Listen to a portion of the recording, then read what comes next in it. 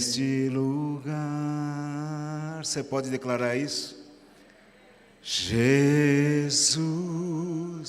é adorado neste lugar.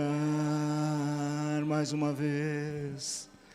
Jesus é adorado neste lugar. Põe a sua mão no seu coração. Jesus é adorado neste lugar. Jesus é adorado neste lugar. Oh Pai, nós te somos gratos por Jesus Cristo, pelo nosso maior tesouro. Muito obrigado, Senhor, pela tua doce presença neste lugar. Muito obrigado pela tua graça, pela tua misericórdia que se renova a cada manhã, Senhor. Te louvamos porque o Senhor está presente neste lugar. Te louvamos pela presença do Senhor Santo Espírito que habita dentro de cada um de nós. E te louvamos também pelo privilégio de compartilharmos a tua palavra, a palavra que está no teu coração, em nome de Jesus Cristo. Amém, Jesus. Amém. Glória a Deus. Graça e paz, queridos. É muito bom estarmos aqui. E ainda mais depois de um período tão precioso na presença de Deus. E a palavra que eu quero compartilhar nesta manhã, eu quero ser bem conciso, tem a ver exatamente com isto que foi cantado nesta manhã. Cristo, nosso maior tesouro. Diga comigo, Cristo, meu maior tesouro.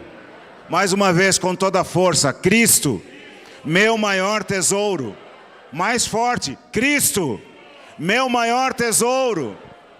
Aleluia, aleluia, aleluia.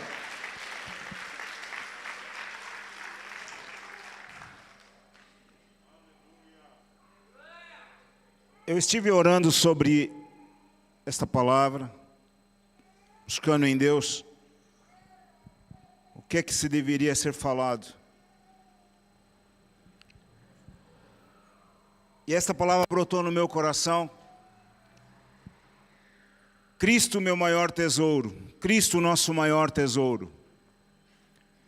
E à medida que eu ia meditando nesta palavra, 4 alertas surgiram. 4 sinais de perigos. 4 sinais de alertas que nós, como igreja, nós precisamos atentar nos nossos dias. Nós estamos vivendo um tempo muito difícil, não só por causa da pandemia, mas principalmente porque nós estamos vivendo um tempo de apostasia muito severa e nós estamos vendo heresias como nunca foi visto na face da terra. Sempre houve heresias, sempre houve apostasia, mas as Escrituras estão se cumprindo e Jesus está prestes a vir. Antes de Jesus vir, nós vamos experimentar como igreja um grande avivamento. O tão prometido avivamento, que nós temos orado e clamado por anos a fio. Pelo menos, durante 40 anos, eu tenho ouvido da boca do pastor Dirceu, de que uma obra de espanto e de assombro acontecerá. E eu creio nisso. Eu creio nisso, que esta obra de espanto e de assombro está para acontecer e falta muito pouco. Mas existem 4 alertas que nós precisamos atentar. 2 estão na antiga aliança, porque os profetas anteveram os nossos dias. Eles anteveram aquilo que ia acontecer nos nossos dias. E nós precisamos tomar muita atenção àquilo que está escrito na palavra de Deus, para que em tempo algum nós nos desviemos dela. Nós não podemos nos afastar desta palavra. E o primeiro alerta está em Jeremias 2:13. Nós podemos abrir ali e nós vamos ver esses 2 primeiros alertas do Antigo Testamento, para nós vermos depois os alertas que estão no Novo Testamento, na Nova Aliança. E é muito importante que a gente atente para esses 2 alertas. Porque Jeremias não só viu a sua época, mas Jeremias viu a nossa época. E exatamente aquilo que aconteceu com Israel no passado, infelizmente, nós estamos vendo acontecer com a igreja nos nossos dias. E nós precisamos ter muito cuidado com isso, porque nós estamos num tempo precioso, que é o tempo da graça do nosso Senhor Jesus Cristo. Nós estamos vivendo o tempo da graça de Deus, e o tempo da graça está se fechando, a porta da graça está se fechando, falta muito pouco. E nós precisamos prestar atenção àquilo que está escrito na palavra de Deus. Jeremias 2,13 diz o seguinte: porque o meu povo fez 2 maldades. A mim me deixaram, quem? O manancial de águas vivas. E cavaram cisternas rotas que não retêm as águas. Atenta para o que diz a palavra. O meu povo, qual povo? O povo de Deus, fez 2 maldades. Deixaram o Senhor. Quem é o Senhor? O manancial de águas vivas. E cavaram cisternas rotas que não retêm as águas. Na versão NVT diz: pois o meu povo cometeu 2 maldades. Abandonaram a mim a fonte de água viva, e cavaram para si cisternas rachadas que não podem reter a água. Na versão nova, na nova tradução, na linguagem de hoje, diz: o meu povo cometeu 2 pecados. Eles abandonaram a mim a fonte de água fresca, e cavaram cisternas rachadas que deixam vazar a água da chuva. As cisternas eram depósitos que continham água. A água da chuva vinha, como eles tinham um clima seco, precisava reter água de alguma maneira. Então eles faziam poços na terra, cavavam poços na terra, criavam sulcos na terra. À medida que a chuva caía, elas eram redirecionadas para essas cisternas e ali eram armazenadas. Mas o que diz a palavra de Deus? Que o povo de Deus fez cisternas rachadas, que não retém as águas. Nós podemos comparar esta palavra de águas com pessoas. O que nós estamos vendo hoje, queridos? Eu acabei de chegar de Portugal, fiquei 34 dias em Portugal. E por ser um país muito pequeno, tem apenas 800 quilômetros por 300, menos do que um estado nosso aqui. Nós vemos muitas pessoas feridas em nome de Deus, machucadas em nome de Deus, usadas em nome de Deus, usurpadas, roubadas, vilipendiadas em nome de Deus. E é o que mais nós estamos vendo por aí em larga escala. Então as pessoas, de vez ser retidas na casa de Deus, elas são abandonadas. De alguma maneira elas são chamadas e depois elas são abandonadas. E o que nós estamos vendo? Que muitas pessoas estão abandonando o Senhor, o manancial de águas vivas, a fonte de água viva, a fonte de água fresca.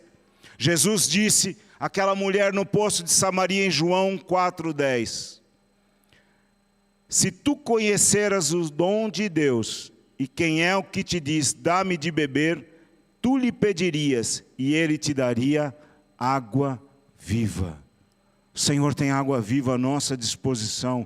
Ele não só tem à nossa disposição, como Ele é a água viva. Diga comigo, Ele é a água viva. Ele é a fonte de água viva. Queridos, nós precisamos prestar atenção nesse alerta. O segundo alerta que nos é dado, ainda no Antigo Testamento, como eu acabei de falar, os profetas antigos anteveram os nossos dias. Eles também viram os nossos dias. Em 2 Crônicas 18, não precisa abrir, eu só vou mencionar. O capítulo inteiro depois você pode ler. Fala acerca de Acabe e Josafá. E eles iam para a guerra, fizeram uma união que Deus não estabeleceu. Mas Josafá disse a Acabe: olhe, nós precisamos consultar o Senhor. E vieram 400 profetas. 400 profetas. E profetizaram mentirosamente. Profetizaram enganosamente. 400 profetas profetizando mentiras. E veio apenas um profeta. Depois da insistência de Josafá, não há mais nenhum outro, porque ele via que aqueles 400 profetas não falavam a verdade. Não há nenhum profeta do Senhor aí. Tem um profeta, mas esse eu não gosto dele, ele só fala mal de mim. Chama lá esse profeta. Foi o único que falou a palavra do Senhor. Queridos, o que isso tem a ver conosco hoje? Nós hoje estamos vivendo este tempo. Nós temos muito mais do que 400 profetas profetizando enganosamente. Nós estamos na época das redes sociais. Nós vivemos agora a época da pandemia. E nesta época da pandemia, as pessoas ficaram procurando os cultos online, as lives, para poder assistir e ouvir a palavra de Deus. Só que muito engano foi proferido. Muito profeta da mentira aproveitou esse período para se estabelecer. Quantos profetas, e nós precisamos tomar cuidado com isso. Nós precisamos tomar cuidado com isso, porque nós estamos vendo em larga escala vários pastores falando a mesma coisa. Depois da pandemia, a igreja esvaziou. Depois da pandemia, as pessoas estão ficando em casa e assistindo os cultos pela internet. Não é só aqui, é em todos os lugares. Onde houver uma igreja está acontecendo o mesmo fenômeno, o mesmo perigo. Quer seja no Brasil, quer seja Angola, quer seja Portugal, em qualquer lugar, no Reino Unido, em qualquer lugar está acontecendo a mesma coisa. E isto é um perigo. Por quê? Porque as pessoas são ávidas por novidades, elas são ávidas por informações, e muitas vezes vão atrás e não consultam a fonte. Não consultam a fonte e estão bebendo água contaminada. Se você pegar a água fresca, está aqui a água. Essa água é limpa, fresca. Mas se você colocar aqui uma gota que seja, ainda que essa gota seja cristalina, de uma água tirada da sanita, essa água se torna imprópria para consumo. Ainda que seja uma gota que seja. Se você colocar aqui uma gota de cloro, que é transparente, essa água se torna imprópria para consumo. Pois assim está em muitos lugares. A água continua transparente, a água continua cristalina, porém a água imprópria para consumo. E nós precisamos tomar cuidado com isso. O terceiro alerta que eu quero lembrar a você, ainda dentro do segundo alerta, por que estas coisas são importantes nós avisarmos? Porque Paulo, em Filipenses, capítulo 1, versículo 15 a 16, Filipenses 1, 15 a 16, diz o seguinte: verdade é que também alguns pregam a Cristo por inveja e porfia, mas outros de boa mente, uns por amor, sabendo que fui posto para a defesa do Evangelho. Deus tem levantado homens. Deus tem levantado homens, e não importa a idade. Deus tem levantado homens que estão para a defesa do Evangelho, para pregar o verdadeiro Evangelho. E é isso que nós precisamos atentar. É isso que nós temos que ver, e exatamente tem a ver com o terceiro alerta. É hora de nós voltarmos ao fundamento da palavra de Deus. É hora de nós retornarmos ao fundamento, aos fundamentos da palavra de Deus. Em 1 Pedro 4,17, 1 Pedro 4,17, diz o seguinte, 1 Pedro 4,17, porque já é tempo que comece o julgamento pela casa de Deus. E se primeiro começa por nós, qual será o fim daqueles que são desobedientes ao Evangelho de Deus? Qual será o fim dessas pessoas que são desobedientes, que conhecem a palavra e mesmo assim insistem em desobedecer? Mas pastor, nós estamos na época da graça. Exatamente. É por isso que nós temos que aproveitar esta época e ouvirmos atentamente a palavra de Deus, voltarmos, nós como igreja, voltarmos urgentemente para esses fundamentos da palavra de Deus, tendo atenção para tudo aquilo que nós temos ouvido, para tudo aquilo que tem sido pregado nos nossos dias. Hebreus 6:1 diz, 1 Pedro 4,17 diz que o julgamento começa pela casa de Deus. E se primeiro começa por nós, como será os outros? Em Hebreus 6,1 diz: pelo que deixando os rudimentos da doutrina de Cristo, prossigamos até a perfeição, não lançando de novo o fundamento do arrependimento e das obras mortas e de fé em Deus. Veja o que diz o autor aos Hebreus. Nós temos que ter o fundamento em dia, ter o fundamento em ordem, e nós temos que seguir até a perfeição. Não precisamos colocar de novo o fundamento, porque o fundamento já está estabelecido. O fundamento já está colocado, e o fundamento que está colocado é Cristo, Jesus Cristo. Ele é o fundamento que está colocado. Mas tenham atenção a isto, que nós precisamos, volta e não volta, olhar para ver se nós estamos fundamentados sobre Cristo. Volta e não volta, nós precisamos olhar qual é o nosso fundamento. Será que nós nos desviamos alguma coisa? Será que a gente se desviou para algum canto? Será que nós nos desviamos da palavra de Deus, nem que seja 1 milímetro sequer? Porque a palavra de Deus diz em 1 Coríntios 3,11. 1 Coríntios 3,11. Ninguém pode pôr outro fundamento, além do qual já está posto, o qual é Jesus Cristo. Esse é o fundamento dos apóstolos e dos profetas. Esse é o fundamento dos apóstolos e dos profetas, Jesus Cristo. Então, queridos, o que isso quer nos dizer? Quer nos dizer que chega de novidades. Nós hoje vivemos uma época em que muitas novidades são apresentadas. Muitas novidades, muitas técnicas são apresentadas. Muitas coisas novas são apresentadas. E elas parecem que é Evangelho. Elas parecem que é Jesus Cristo. Elas parecem que é o Espírito. Mas não são. Não são. Segundo aos Coríntios 11,4 é muito claro. Prega-se outro Evangelho, outro Jesus, outro Espírito. E nós precisamos ter cuidado com isso. Por quê? Porque é semelhante. Semelhante não é igual, é parecido. Parece. Antigamente havia aquela propaganda do Denorex. Parece, mas não é. Pois hoje nós temos um Evangelho que parece, mas não é. É um evangelho completamente deturpado. Infelizmente, nós temos visto muitas pessoas que já foram boas, muitas pessoas que ensinaram a palavra de Deus antigamente, que hoje estão deturpando a palavra. Começaram bem, mas se desviaram dos fundamentos. Infelizmente, muitas pessoas nossas, conhecidas nossas, que nós ouvíamos muito, se desviaram dos fundamentos. E nós precisamos ter cuidado. Por isso que é muito importante nós atentarmos para aquilo que está escrito na palavra de Deus, e este é o quarto alerta.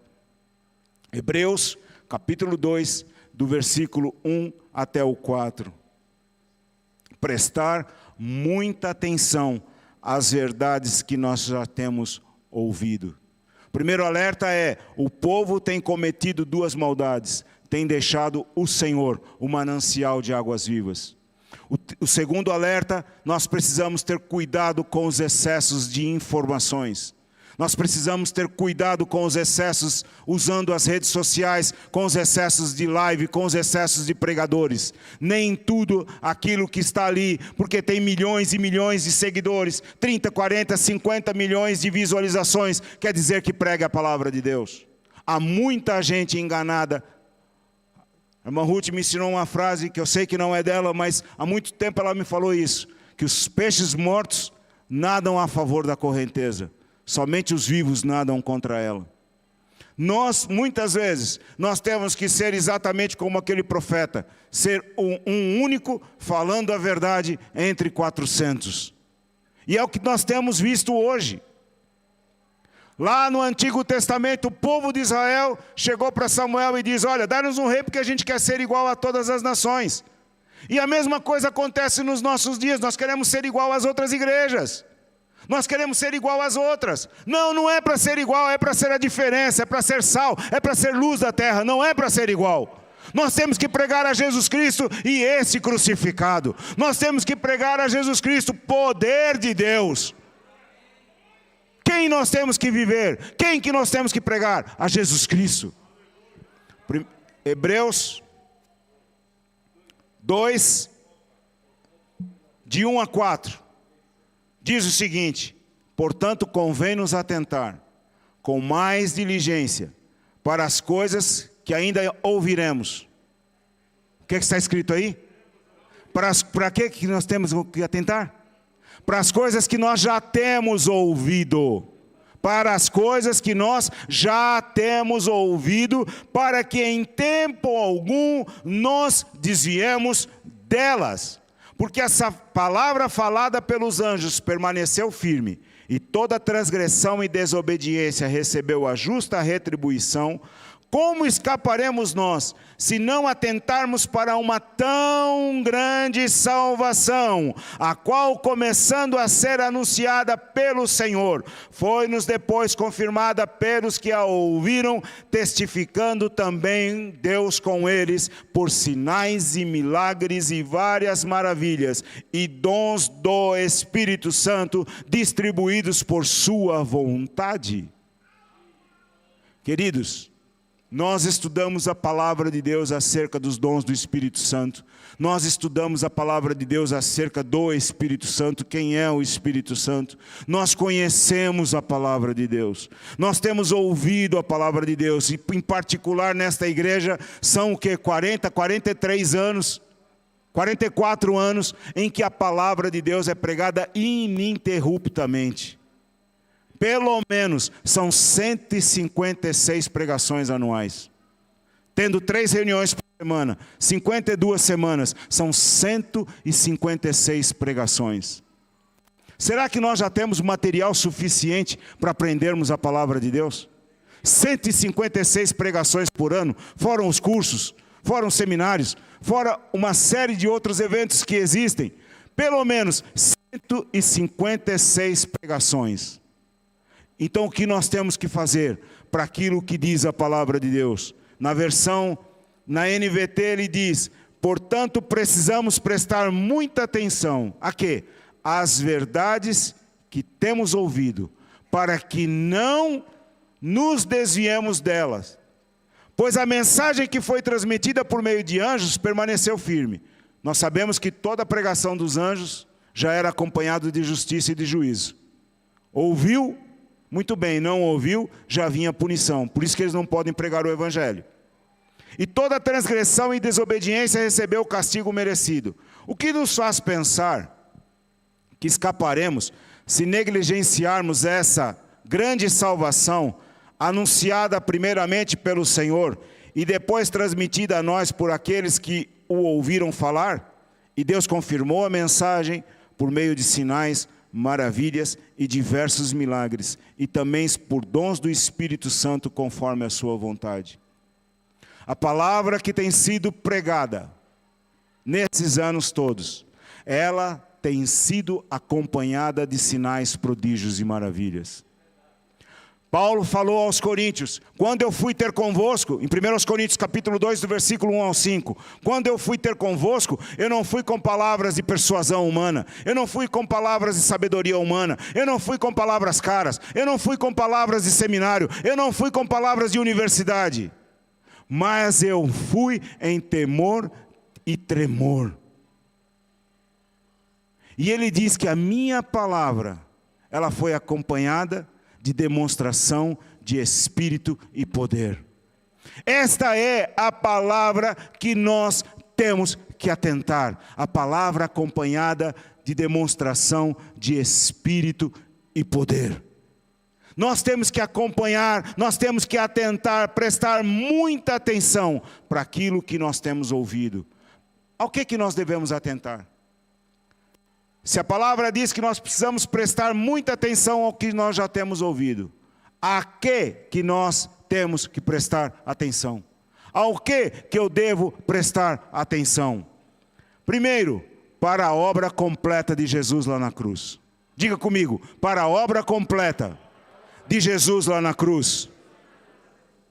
Bom, aqui é a escola bíblica, né? Se é a escola bíblica é aula, então vamos repetir. Para a obra completa de Jesus na cruz. Diz que confissão traz possessão. Você repete, você aprende. Então, para a obra completa de Jesus lá na cruz. Romanos 10, 8 a 11, nós vamos ler. Bíblia ambulante. Aí, ó, a Bíblia está no coração, gravada. Gravada. Romanos 10, 8 a 11. Mas que diz, a palavra está junto de ti, na tua boca e no teu coração. Esta é a palavra da fé que pregamos, a saber. É isso que eu gosto na palavra. Ele diz, olha, essa é a palavra que nós pregamos. Que palavra é? Não fica incógnita, não fica sumida, não fica desaparecida, não fica escondida. Ele explica, se com a tua boca confessares ao Senhor Jesus, e em teu coração creres que Deus o ressuscitou dos mortos, serás salvo. Visto que com o coração se crê para a justiça, e com a boca se faz confissão para a salvação. Porque a Escritura diz, todo aquele que nele crer não será confundido.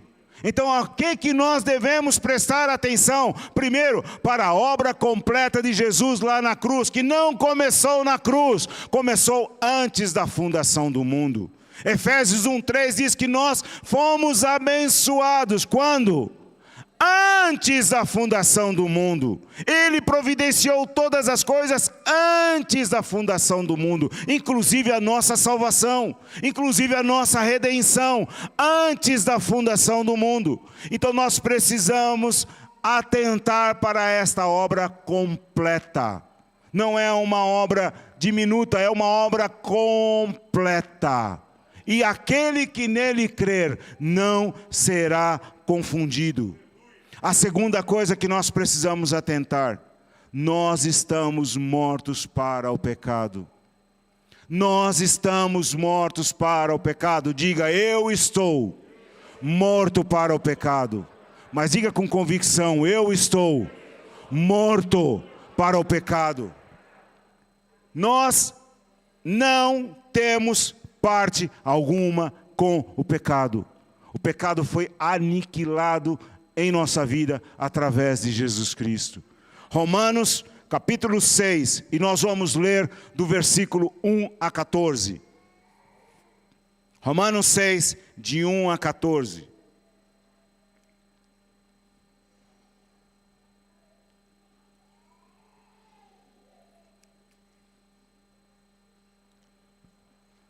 Que diremos, pois? Permaneceremos no pecado para que a graça seja mais abundante? De modo nenhum. Nós que estamos mortos para o pecado, como viveremos ainda nele? Ou não sabeis que todos quantos fomos batizados em Jesus Cristo, fomos batizados na sua morte? De sorte que fomos sepultados com ele pelo batismo na morte, para que como Cristo ressuscitou dos mortos, pela glória do Pai, assim andemos nós também em novidade de vida. Porque se fomos plantados juntamente com ele na semelhança da sua morte, também o seremos na da sua ressurreição. Sabendo isto, que o nosso velho homem foi com ele crucificado, para que o corpo do pecado seja desfeito, a fim de que não sirvamos mais ao pecado, porque aquele que está morto está justificado do pecado. Ora, se já morremos com Cristo, cremos que também com ele viveremos, sabendo que havendo Cristo ressuscitado dos mortos, já não morre. A morte não mais terá domínio sobre ele. Pois quanto a ter morrido de uma vez, morreu para o pecado, mas quanto a viver, vive para Deus. Assim também vós, considerai-vos como mortos para o pecado, mas vivos para Deus em Cristo Jesus nosso Senhor.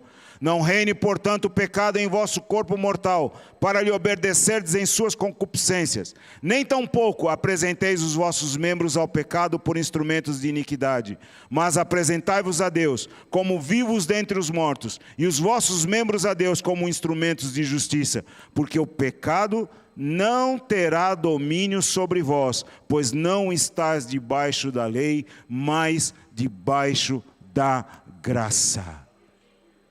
O pecado perdeu o domínio sobre nós, porque a lei foi aniquilada em nossa vida. Nós não temos parte com a lei, nós estamos debaixo da graça. Nós vivemos de acordo com o ensinamento do Senhor Jesus Cristo.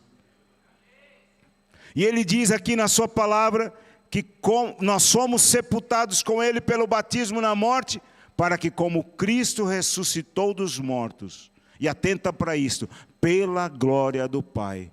É aqui que nós temos, como que nós enchemos igreja? Como que nós pregamos o Evangelho? Como que nós fazemos hoje para trazer de volta as pessoas? Eu sempre penso em algo. Um bom restaurante, onde tem uma boa comida, não importa a distância.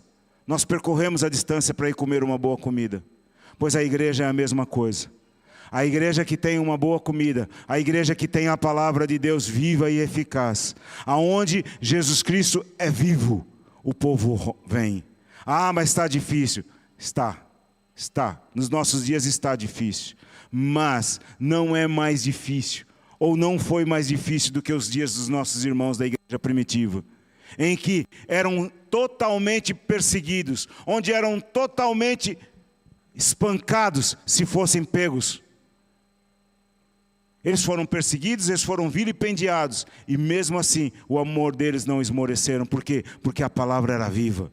E eles sabiam em quem criam, e eles sabiam disso, que eles tinham ressuscitado dos mortos pela glória do Pai, para viver em novidade de vida. Nós estamos vivendo tempos em que Jesus se aproxima, falta muito pouco, o relógio de Deus está acelerado, falta muito pouco para esta volta, e nós não temos mais tempo. Não temos mais tempo para ficarmos em casa, não temos mais tempo para ficarmos na cama assistindo o culto e achando que está ótimo. Não. Nós precisamos prestar atenção à palavra de Deus e nós precisamos estar juntos cada vez mais. Queridos, a palavra de Deus diz que tudo foi confirmado com sinais, prodígios e maravilhas. Há dias atrás nós falávamos sobre isso, em que nós estamos vendo sim sinais, prodígios e maravilhas, mas nós podemos ver mais. A palavra nos garante mais. A Bíblia diz em João que apenas alguns milagres foram escritos, alguns milagres de Jesus foram escritos, para que nós creiamos que Ele é Jesus, o Filho de Deus, o Cristo, o Filho de Deus. E não haveria livros no mundo que pudesse comportar tantos milagres daquela maneira. E a palavra ela é bem clara. Jesus disse, Ele nos prometeu em João 14, de 11 a 15, Ele disse o seguinte: crede-me que eu estou no Pai, e o Pai em mim. Crede-me, ao menos por causa das mesmas obras. Na verdade vos digo, que aquele que crê em mim, também fará as obras que eu faço, e as fará maiores do que estas, porque eu vou para o meu Pai. E tudo quanto pedides em meu nome, eu farei, para que o Pai seja glorificado no Filho. Se pedires alguma coisa em meu nome, eu o farei. Se me amardes, guardareis os meus mandamentos. Outra promessa de Jesus em Lucas 12, 32. Não temas, ó pequeno rebanho, porque a vosso Pai agradou dar-vos o reino. Outra promessa que nós temos de Jesus, Efésios 1:3. Bendito Deus e Pai de nosso Senhor Jesus Cristo, o qual nos abençoou com todas as bênçãos espirituais nos lugares celestiais em Cristo. Outra promessa para a igreja, 1 Pedro 2,24, levando Ele mesmo em seu corpo os nossos pecados sobre o madeiro, para que mortos para os pecados, pudéssemos viver para a justiça, e pelas suas feridas fostes sarados. Cumprimento de Isaías 53, 4 e 5. Se nós temos direito a tudo isto, se nós temos direito a tudo isto, por que nós não estamos usufruindo disso na plenitude? Por que apesar de todos os nossos esforços, e eu não estou falando só da igreja local do Parque América, eu estou falando da igreja de uma forma geral. Da igreja de uma forma geral, porque nós vemos o mesmo problema em toda parte. Por que apesar de todos os nossos esforços, nós ainda continuamos, usando uma expressão meia forte, capengando? Nós não estamos usufruindo da plenitude que a igreja tem direito. Por que nós não estamos vendo sinais, prodígios, maravilhas, diversos milagres que estão descritos na palavra de Deus com mais frequência? Nós temos direito a isso. É promessa de Jesus Cristo para nós. E há algumas causas que nós precisamos atentar e eliminar do nosso meio. A igreja precisa eliminar do meio para que essa plenitude seja derramada em nossas vidas. O avivamento está muito próximo, mas antes que o avivamento venha, algumas coisas a igreja tem que fazer. E alguns empecilhos, alguns entraves que têm nos impedido de nós usufruirmos isto. A primeira coisa, não conhecer a Cristo. Nós não conhecemos a Cristo. Nós conhecemos pouco de Cristo. É interessante que se nós olharmos bem, nós conhecemos bem Moisés. Nós conhecemos bem Davi, nós conhecemos bem Elias, nós conhecemos bem Jeremias, conhecemos Isaías, conhecemos os profetas do Antigo Testamento, sabemos as histórias de Core e Salteado, mas nós precisamos atentar para Cristo. Paulo declarou isto, porque nós pregamos a Cristo e este crucificado. Nós pregamos a Cristo e este crucificado. A nossa fonte inesgotável é Cristo. Diga, minha fonte inesgotável é Cristo. Diga com mais força, minha fonte inesgotável é Cristo. Em Colossenses 2, no versículo 2 a 3, ele diz o seguinte: para que os seus corações sejam consolados e estejam unidos em amor e engrandecidos da plenitude da inteligência, para conhecimento do mistério de Deus, Cristo, em quem estão escondidos todos os tesouros da ciência, da sabedoria e da ciência. Eu disse em Portugal a semana passada, se nós conhecermos os tesouros da sabedoria e da ciência, nós saberemos onde estão os tesouros do ouro e da prata. Se nós conhecermos os tesouros da sabedoria e da ciência, ficará fácil nós encontrarmos os tesouros do ouro e da prata. Por quê? Porque ouro lá no céu é calçamento. É calçamento, é asfalto. Nós damos tanta ênfase, nós vemos tantas pessoas dando ênfase a ouro e prata. E se esquecem que essa ênfase não está no ouro e na prata, a nossa ênfase deve estar em Cristo, no conhecimento, ter esse conhecimento do tesouro, da sabedoria e da ciência. Nós precisamos gastar mais tempo conhecendo Cristo. Conhecendo Cristo, o seu poder, a sua obra na cruz, a sua eficácia, a eficácia da sua palavra. Cristo e a palavra são um, é um só. Nós precisamos conhecer a Cristo. O segundo grande problema que nós encontramos na igreja moderna, e que foi um grave problema que afetou a igreja primitiva, o sistema judaizante. O que é o sistema judaizante? O sistema judaizante, ele começou principalmente naquele período dos 400 anos intertestamentário, antes da vinda de João Batista, onde ele ganhou grande força. Israel não tinha mais aquela glória que tinha no passado, não tinha mais aquela presença de Deus que tinha no passado, ficaram 400 anos sem ouvir a voz de Deus, e esse sistema judaizante dominou Israel. Escravizou, por assim dizer, Israel, com seus ensinamentos errados, com seu desvirtuamento da lei e cheio de usos e costumes. Quando Jesus veio, foi em plena atividade desse sistema judaizante. E esse sistema judaizante, ele impediu o crescimento da igreja. Veja que quando Pedro foi convidado para ir à casa de um gentio, foi necessário ter uma visão. Foi necessário ter uma visão e dizer, não chame imundo aquilo que eu purifiquei. Porque Pedro disse, olha, não cabe a um judeu entrar na casa de um gentio. Mas qual foi a grande comissão que Jesus deu? Ser-me eis testemunhas em Jerusalém, Judeia, Samaria e confins da terra. Ou seja, os gentios estavam inclusos. Mas o pessoal ficou em Jerusalém. Ficamos ali no quentinho de Jerusalém. Esperaram o Espírito Santo. Veio o dia de Pentecostes. Receberam a plenitude do Espírito Santo e continuaram em Jerusalém. Continuaram em Jerusalém. Não saíram dali. Depois, com a perseguição que se iniciou com a morte de Estevão, alguns saíram. Filipe saiu. Alguns saíram. Mas a maior parte ficou em Jerusalém. Ficou presa em Jerusalém, de tal maneira que aquele homem que consentiu na morte de Estevão, chamado Saulo, foi o vaso escolhido por Deus para ver como que era padecer pelo nome de Jesus Cristo, e foi o vaso escolhido por Deus para levar o evangelho aos gentios. Ele foi levantado.